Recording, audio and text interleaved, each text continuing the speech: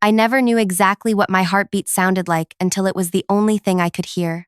Standing frozen in the hallway, hand still on the door handle, I felt it pounding in my ears like a hammer against glass. Once she delivers, we'll let her go. My boss's voice, unmistakable through the crack in the conference room door. Then a deeper voice, our CEO, Richard, chuckling like he'd just heard a good joke instead of plans to destroy someone's life. After she saves us that $12.4 million contract. My work, my 18-hour days for the past 6 months. My name is Alison Reeves, and I'm 34 years old. Before I go further, please like this video, subscribe, and tell me in the comments where you're watching from. I honestly read every comment and would love to connect with you. Because what I'm about to share isn't just a story. It's the moment my entire understanding of loyalty and professional worth collapsed, and what I chose to do about it. I'd been with Pinnacle Solutions for 7 years. Not some fancy tech startup with ping-pong tables and cold brew on tap. Just a mid-sized consulting firm where I'd climbed from junior analyst to head project manager through nothing but relentless work and sacrifice. The Miller Project was supposed to be my crowning achievement, saving a $12.4 million contract that 3 senior managers had already failed to deliver on. The night I overheard them, I'd come back after dinner because I couldn't sleep anyway. My apartment had felt too quiet lately. 3 months before, my fiancé Michael had finally had enough of my dedication to the job and moved out, taking even the potted plants I'd never had time to water. "You're married to that company, Alison," he'd said, standing in the doorway with his last box. "I hope they love you back." They didn't. I should have slammed that conference room door open right then. Should have confronted them. Instead, I silently backed away, returned to my desk, and stared at my laptop screen until the words blurred. Then, with hands that wouldn't stop trembling, I kept working. That's what good girls do, right? What professional women do. We swallow the betrayal, process the hurt on our own time. 7 years of being the reliable one, the Alison will handle it woman, and this was my reward. I drove home at 1 a.m. with tears streaming down my face, mascara probably making me look like some tragic raccoon. But by morning, something had shifted inside me. The hurt had hardened into something else. Something with edges. The Miller Project wasn't just any contract.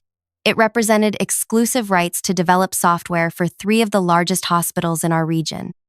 The previous project managers, all men with MBA degrees from schools they never failed to mention, had bungled the requirements gathering, promised impossible features, and created a mess of code that barely functioned. The client, Westridge Health Group, was ready to walk. That's when my boss, Nathan Cooper, had called me into his office with that fake concerned look on his face.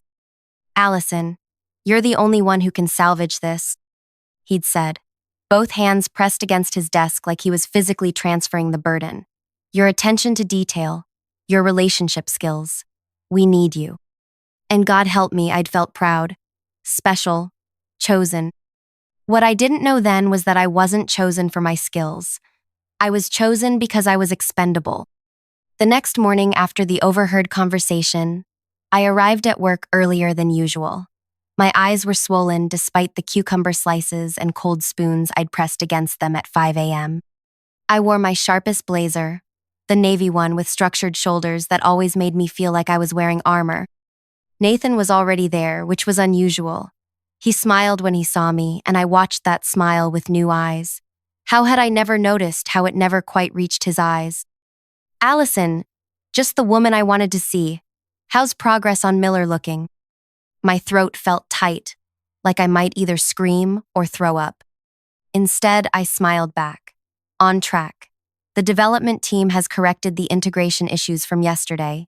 I'm meeting with the client tomorrow for the interim review." "That's my girl," he said, patting my shoulder as he walked past. My girl, like I was a golden retriever who'd fetched the newspaper. I went through that day in a fog, nodding in meetings, answering emails, all while a voice in my head kept repeating the same phrase. Let her handle it, then fire her. That night, I couldn't sleep again. I sat in my living room, surrounded by the sparse furniture Michael had left behind, and really looked at my life for the first time in years. The promotion I'd been angling for, the corner office, the retirement plan I was building, all of it based on the belief that hard work would be rewarded, that loyalty mattered. What a joke. I opened my laptop and started looking at my options. I could quit immediately satisfying, but financially devastating. I could half-ass the project and watch it fail, but that would hurt my professional reputation more than theirs. Or I could do what I always did, excel, deliver, and then be discarded. Unless. My fingers hovered over the keyboard. There was a fourth option. I could deliver exactly what they asked for and make sure I was the only one who understood exactly how I'd done it. The next 2 weeks were the most intense of my professional life. I slept maybe 4 hours a night. I stopped by the office gym just enough to maintain appearances, but every spare minute was dedicated to 2 parallel tracks, saving the Miller project and documenting everything. Nathan checked in daily, his friendly concern growing as the deadline approached. "You're working too hard, Alison," he'd say, leaning against my cubicle wall. "We appreciate the dedication, but take care of yourself." The fake concern made my skin crawl, but I'd smile and nod. "Almost there, just want to make sure it's perfect." "That's why we need you on this," he'd say. And each time, I recorded the conversation on my phone, which sat face down on my desk. I also started talking more with Sarah from legal, who'd always been friendly but distant, the kind of work acquaintance you exchange pleasantries with but never really know. Over lunch one day, I carefully steered our conversation toward employment contracts and terminations. "It's funny," she said, picking at her salad, "how many managers don't understand the concept of constructive dismissal or how detailed our documentation needs to be for clean terminations." "What do you mean?" I asked, keeping my voice casual. She leaned forward. "Between us, HR is always cleaning up after executives who think they can just fire people on a whim. There are protocols, especially for employees with your tenure." That night, I reviewed my employment contract with new eyes. The intellectual property clauses, the non-compete agreement, the termination procedures. I started making notes. The Miller project itself was coming together beautifully. I'd redesigned the workflow, simplified the interface, and created detailed documentation for every component. But I built it all around my own system, one that looked straightforward but had nuances only I fully understood. 10 days after overhearing my planned firing, I was presenting progress to Richard, our CEO, and Nathan. Richard rarely attended these meetings, but with $12.4 million on the line, he'd suddenly developed an interest in the details. "The client is thrilled with the new direction," I explained, clicking through slides that showed dramatic improvements in system performance. "We've corrected the fundamental flaws in the original architecture." "Excellent work, Alison," Richard said, not really looking at me, but at the numbers on the screen. "I knew you were the right person for this job. The right person to use and discard."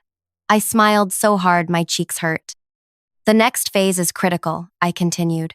"We need to finalize the security protocols and complete user acceptance testing. I've prepared a detailed timeline." I handed them each a folder with printouts deliberately overwhelming, filled with technical specifications and project planning documents. Buried in the middle was page 17, a critical document outlining my unique implementation methodology. Neither of them would read it carefully. They never did. That night, I backed up everything to my personal cloud storage. Every email, every specification document, every piece of code I'd written or revised. Not to steal, I'm not a thief, but to protect myself with evidence of exactly what I'd contributed. 4 days before the final deadline, the Westridge Health Group executives requested an in-person meeting to review the final product before sign-off. This was standard procedure, but Nathan seemed unusually nervous. "It has to be perfect, Alison," he said, pacing my cubicle. "Richard will be there. The entire board will be watching this." "I understand," I said calmly. "Everything is on track." He hesitated. "I've added Jason to the presentation team just as backup." Jason, a junior developer who had contributed nothing to the project's recovery. I knew immediately what this meant. My replacement was already being positioned. "Great," I said, my voice steady while my stomach twisted. "He can handle the technical questions during the demonstration." That night, I made my final preparations. I reviewed the board meeting agenda Sarah had casually left visible on her desk when I'd stopped by with a coffee question. I confirmed the timing, the attendees, the meeting room setup. I finalized my presentation materials, sent the required copies to the executive assistant, and then did something I'd never done before in my professional life. I left work at 5 p.m. The guard at the front desk actually did a double take. "Early day, Ms. Reeves?" I smiled. "Big day tomorrow. Need to be fresh." At home, I laid out my outfit for the board meeting. Not my usual conservative suit, but a red dress I'd bought for a wedding and never worn. Bold, confident, memorable. Then I rehearsed what I would say, how I would stand, the exact timing of each reveal. Sleep came easily for the first time in weeks. I'd done everything possible to prepare. The rest would happen in that boardroom. The morning of the presentation dawned bright and clear. I arrived at the office early, but not as early as usual. Nathan was already texting me. "Where are you? We need to prep." I took my time responding, applying my lipstick carefully in my car's mirror. For 7 years, I jumped at every message, responded within seconds. Not today. When I walked into the office carrying a sleek portfolio instead of my usual overstuffed bag, I felt people noticing the difference. The red dress, the confidence in my walk. Something had shifted. Nathan was waiting by my desk, checking his watch. "There you are," he said, relief and irritation battling in his voice. "We need to go over the slides one more time. I've made some adjustments to your presentation." I set down my things calmly. "What adjustments?" He slid a USB drive across my desk. "Just a few tweaks to the messaging. And I've added Jason to the first 3 slides as project co-lead." Co-lead. For someone who'd attended exactly 2 meetings and contributed nothing. I picked up the drive and smiled. "I'll take a look." "Now please," he said, the friendly facade slipping. "We present in 2 hours." "I understand," I replied. "I just need to check something with Sarah in legal first. Contract language the client requested. I'll be right back." Before he could object, I walked away, the USB drive in my hand, but I didn't go to legal. Instead, I went to the small conference room I'd booked yesterday, locked the door, and plugged the drive into my laptop. As expected, Nathan had completely reworked my presentation. My name was minimized, Jason's was prominent, and the technical details, the ones that explained exactly how I'd saved the project, were simplified to the point of meaninglessness. I deleted the file, replaced it with my original presentation, and added 1 new slide at the end. Then I headed to the executive boardroom floor, arriving 30 minutes before the scheduled meeting time. The catering staff was still setting up coffee and pastries. I helped them arrange things, making casual conversation, positioning myself as someone who belonged there. When the AV technician arrived to test the system, I introduced myself as the lead presenter and asked to check my slides. "Of course, Ms. Reeves. The system is ready whenever you are." I uploaded my presentation, confirmed everything worked properly, and then sat in a chair in the corner, reviewing my notes while executives and board members gradually filtered in.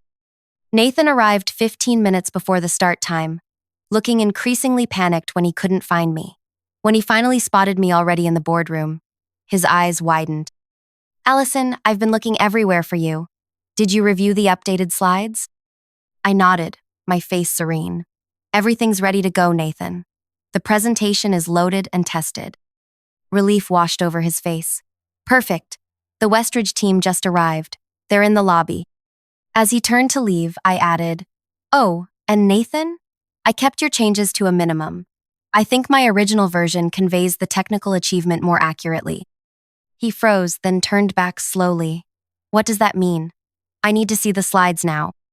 "They're already loaded in the system," I said, gesturing to the AV setup. "No time to change them now. The board is arriving." The boardroom filled quickly.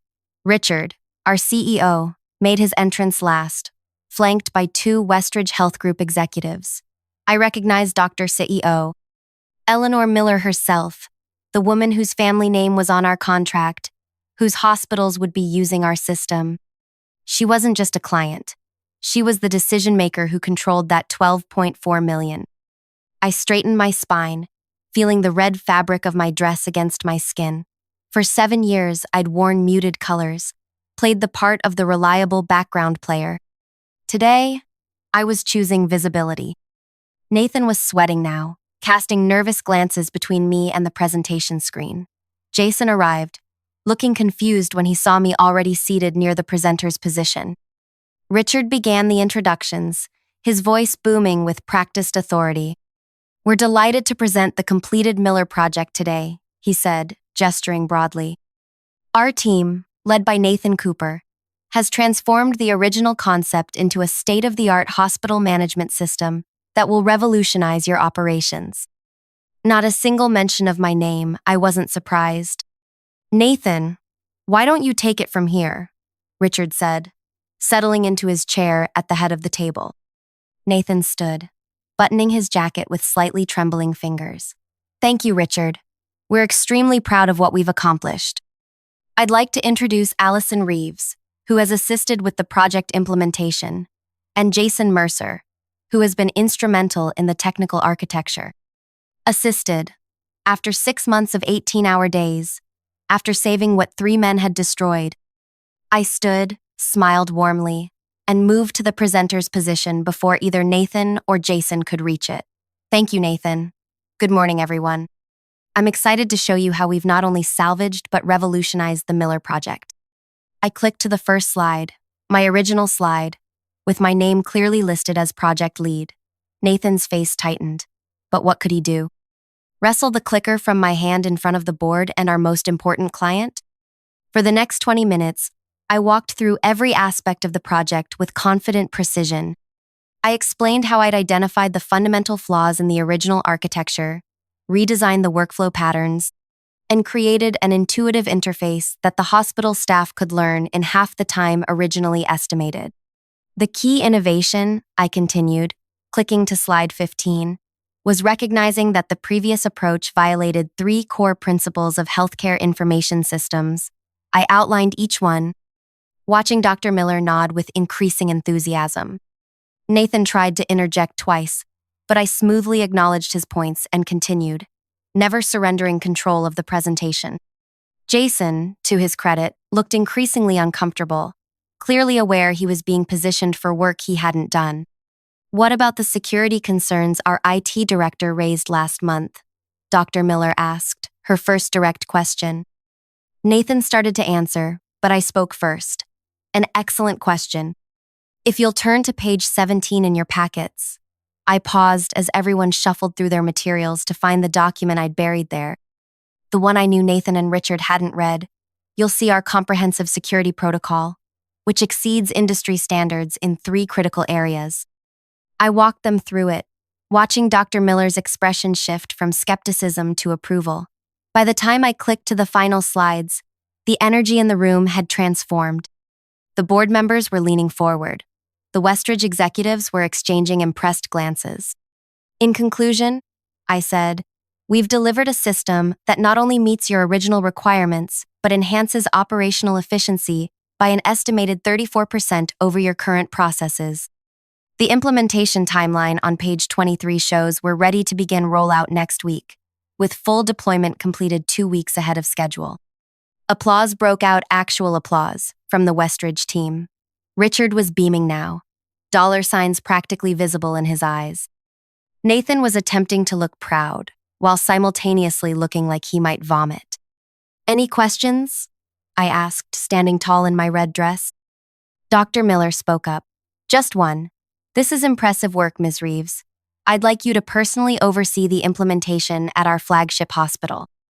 Before Richard or Nathan could respond, I smiled directly at her. "I'd be honored, Dr. Miller. However, there's something I should address first."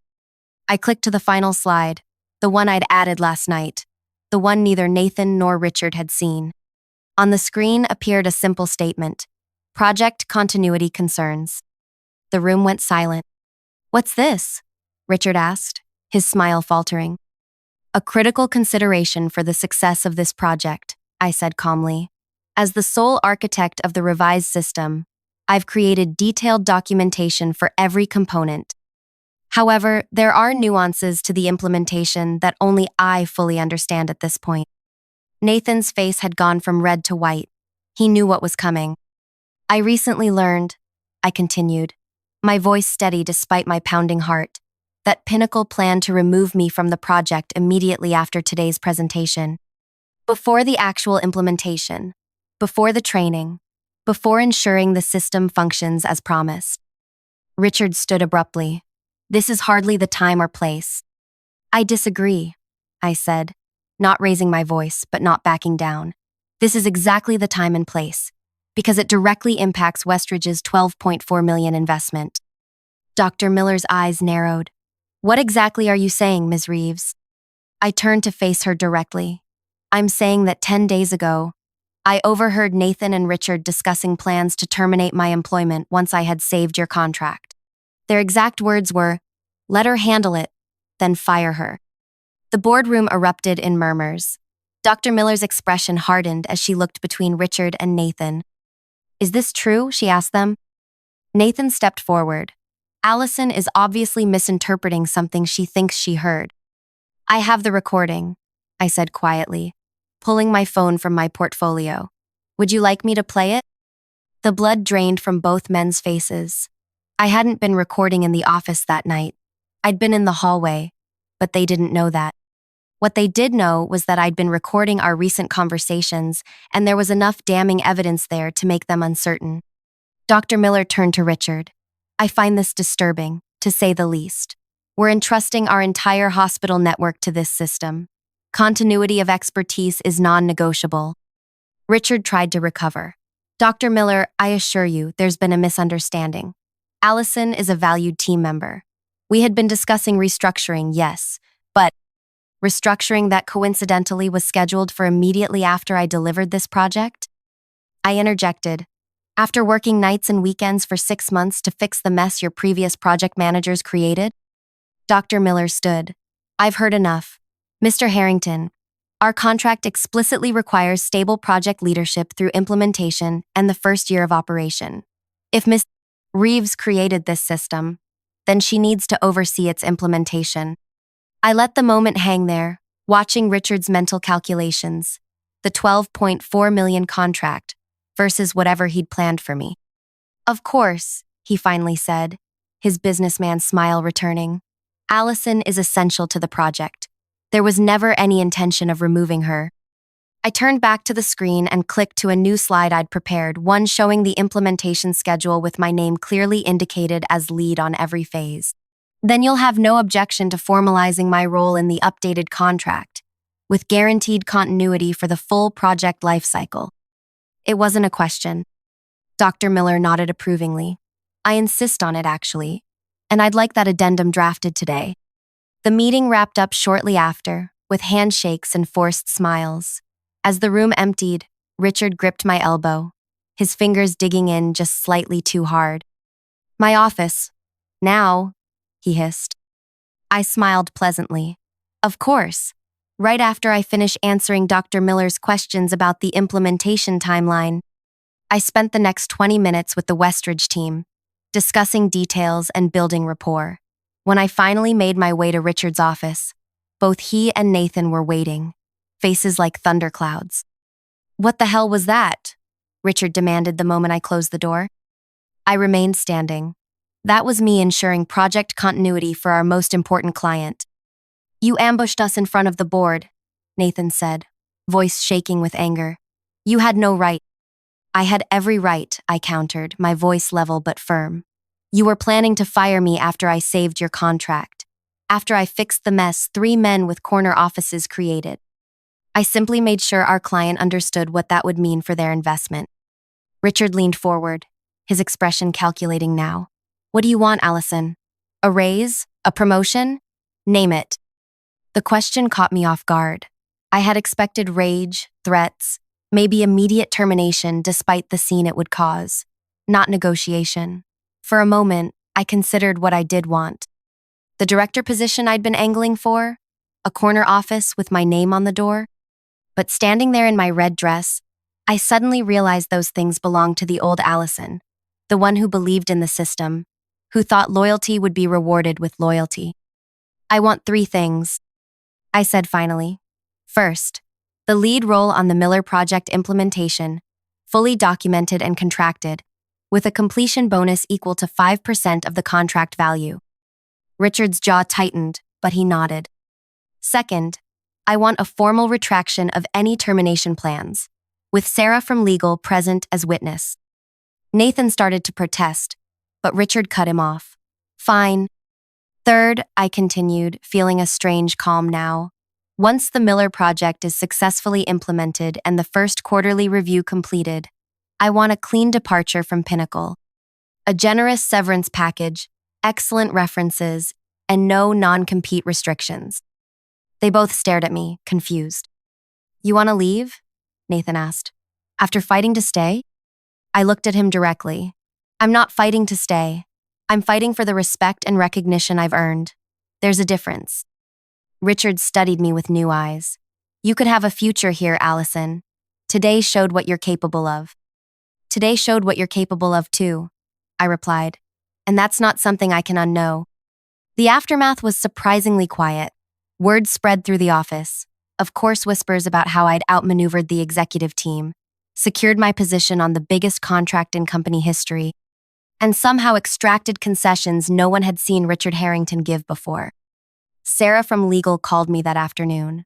I just drafted the strangest contract addendum of my career, she said, sounding impressed. Congratulations, I think? Thank you, I said. For that, and for the casual information about termination protocols. She laughed softly. I might have noticed some concerning conversations. Professional women need to look out for each other. The next 6 months were intense but rewarding. I led the Miller Project implementation with complete authority. Nathan was mysteriously reassigned to another division. Richard treated me with a wary respect that never warmed into anything genuine, but I didn't need his approval anymore. The system rolled out smoothly across all 3 hospitals. Staff training went better than projected. Dr. Miller herself called me the most effective project manager she'd ever worked with during the final review meeting. When I submitted my resignation letter exactly 1 day after that review, Richard didn't seem surprised. He simply slid a folder across his desk with the severance terms we'd negotiated generous, as promised. You could have ruined us that day in the boardroom, he said as I reviewed the documents. Why didn't you? I looked up from the papers. Because this wasn't about ruining you. It was about valuing myself. My last day was quiet. I packed my few personal items, said goodbyes to the colleagues who'd become friends. As I walked to the elevator for the final time, Sarah from legal caught up with me.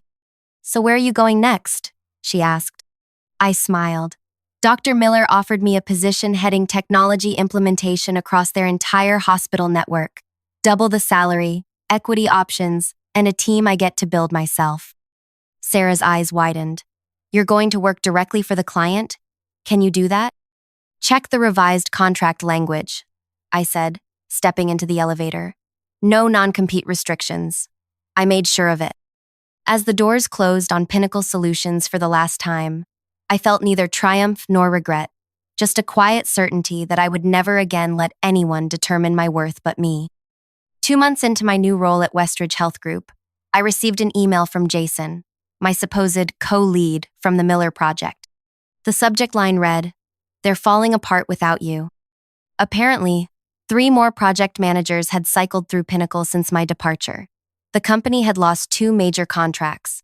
Richard was facing pressure from the board, and Nathan had been quietly let go. I closed the email without responding and turned my attention to my team brilliant people I'd hired because of their talent, not their connections or degrees. People I made sure knew they were valued every single day. Sometimes revenge isn't about destroying someone else. Sometimes it's about refusing to let them destroy you and building something better from what they tried to take away.